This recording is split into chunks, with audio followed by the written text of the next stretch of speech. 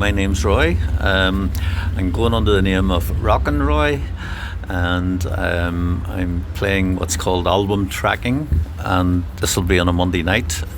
Bounce Radio, Bounce Digital Radio in Banbridge is where I'm based, and the show will be from 7 o'clock to 9 o'clock on a Monday. So it'll be mainly alternative music, and it'll be from the A to Z of music. So in other words, if any band beginning with the letter A will be played one week, and then it's the B's and then the C's, so it'll be a weekly thing, continuing through the alphabet.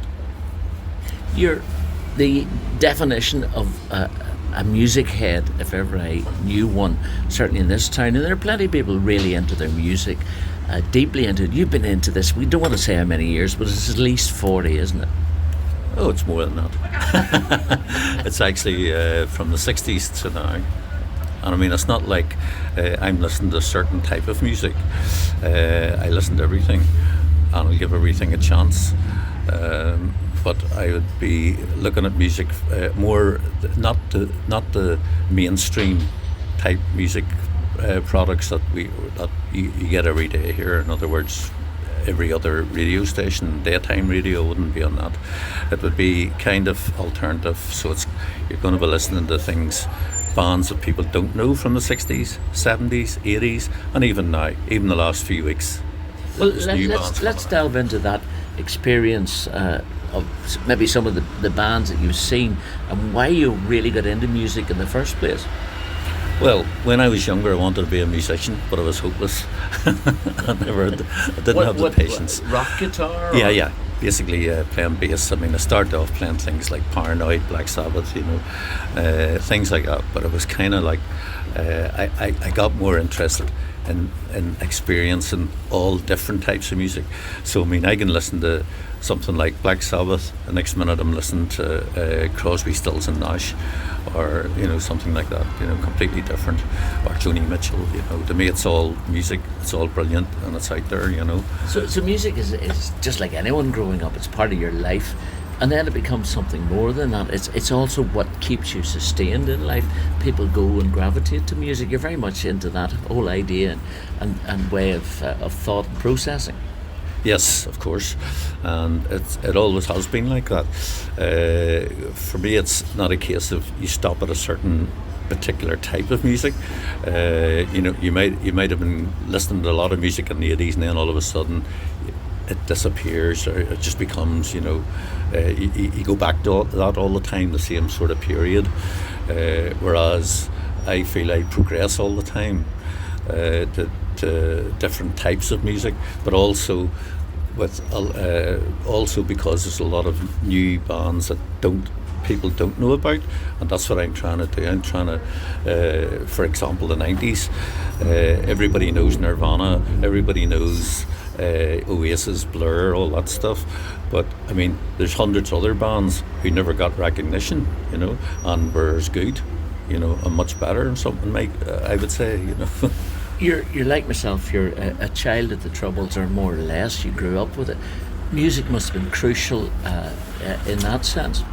Yeah, very much. Back in the 70s when I started going to gigs, there wasn't any because people wouldn't come here, and that was a big problem. I mean, you would have had a few musicians who would have come over. One in particular was John Martin, a Glaswegian musician, but John Martin played here all throughout the Troubles, and it was amazing to see that happen, but very few others did. What about in Lurgan itself? Were there groups and bands that you were aware of that you would have gravitated towards? No, not particularly. In Lurgan, I found everybody did cover versions. Any bands that were playing locally, it was mainly all covers. Some people tried to experiment a wee bit, did their own thing, but it didn't work because there wasn't enough traction. There wasn't enough support, or they weren't going to make money out of this or anything, but I know there's a lot of people who are very dedicated to their music and have stayed doing a particular brand of music, maybe folk music, for example. So for years. they had their own community, as it were, as well too. I know that was the case. What about in the working sense? Because you turned your life towards, well, I'm guessing what you finished up in kind of social activity, engagement, that sort of thing, working with young people. Yeah. Where did that start, and where did it progress to? Well, I started youth work around about 1985 and retired a couple of years ago. So I've had served my time there, so it was pretty good. I really enjoyed it, and it gave chance. Even at that stage, I would have been in a youth club and I'd have been playing certain music, and the kids wanted to hear what was on the radio or what was on Top of the Pops, but I would introduce them to a few other bands or something that they hadn't heard. So, well, that's interesting, but I'll check it out. Nowadays it's a lot easier because of social media. They can find things very easy, but back in the 80s, 90s it wasn't. But it was a very difficult time. It still is. I mean, there are a lot of challenges, particularly for young people. You're right in the middle of that. Was Lurgan any more or any less affected by the troubles in the sphere that you were working in? Well, from my work perspective, yes, it was right in the middle of it, and basically my main part of the youth work provision that I was in was looking at cross community development, and it was very tough, especially in the 80s. And has it remained that way? Has it become any easier to do that? Because, I mean, part of the mission of Love Lurgan is to cross community or be above community and bring people together. I mean, like, for example, what initiatives were you having to put out there, and what success? The initiatives were basically was to try to bring young people from different communities together, and this was specifically in the 90s, where it was very, very popular, and we were getting a lot of support. Funding was getting a lot of funding for this as well, and the main part of it was actually not only were you bringing young people from both communities, but you're offering foreign exchange trips as well, where they got the chance to go to other countries and see other cultures and civilizations, which definitely enhanced their whole perception of life. I know from your own personal story, and it's very personal too, and we're not invading your privacy here, but one particular tour you talked about to me in a previous talk was about trips to Russia. And we met someone this morning as we were going into a local cafe. Oh, hello, Roy. Do you remember that visit to Russia? So tell us a bit about that and how it had implications for yourself. Well, initially, the Southern Education Library Board, we organised an actual exchange to Russia way back in '91. It was ill-fated because the time we arrived was the time Gorbachev was overthrown, and it was a major world event at the time, and we were actually in Moscow when that happened, so it was very interesting, but we were completely safe, and it was well under control, and really we were only there 2 or 3 days. But after that, I was determined that we'd go back and we'd do it all again, and we did during the 90s we did it about 4 or 5 times, to trips with different young people, and you'd bring about 12 or 14 young people from mixed religion over to Russia to give them that experience. And just as this morning, for example, I met a young lad. I hadn't seen him for years, and he said, "Do you remember the time you brought me to Russia?" And I said, "Oh yeah, right," but I couldn't remember his name. Once he mentioned the name, I knew, remember, the trip. And that's heartening for you from a personal point of view. They got something and more than something out of that. That's the whole idea, isn't it? To see a new way of thinking, a new way of being, and maybe an option from where they've come from. Oh yes, of course. I mean, to experience, for all the young people who experienced that, was something they had no comprehension of, because living in a small town, but going to a major city like Moscow or St. Petersburg was massive. It's so large, it's so big. I mean, you've got to realise the population of Northern Ireland is about 1.5 million. St. Petersburg is a population of 4 million, you know, and it's bigger than Northern Ireland, basically, the area. So that's what you're dealing with, you know. Enriching for those who took part, but it's subtly enriching for yourself because you met love of your life. Can we describe her as that? Yes, that and the final trip I did was around about 98 or 99 it was, and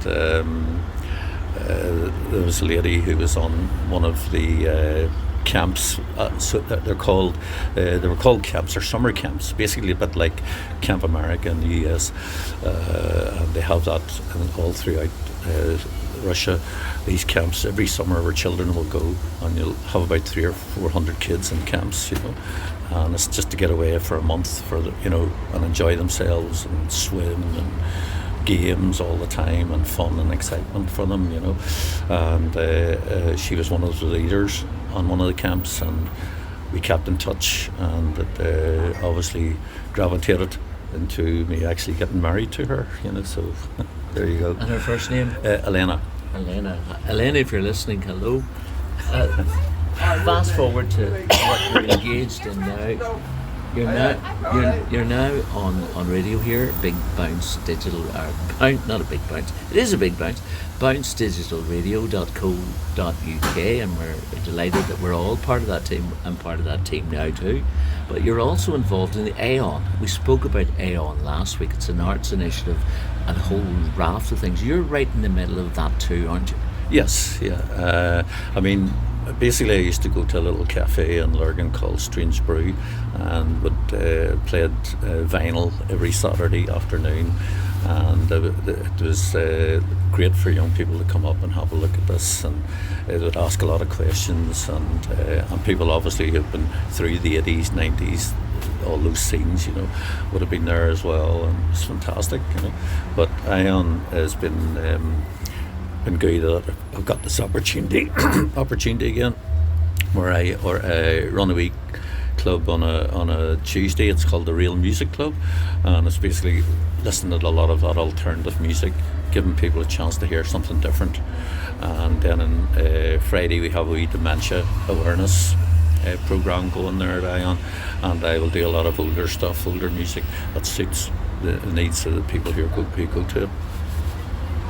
Aeon is in Church Place in Lurgan if you want to look out for it. They're also on the World Wide Web, on Facebook in particular, Aeon Community Arts. I think you'll find them there.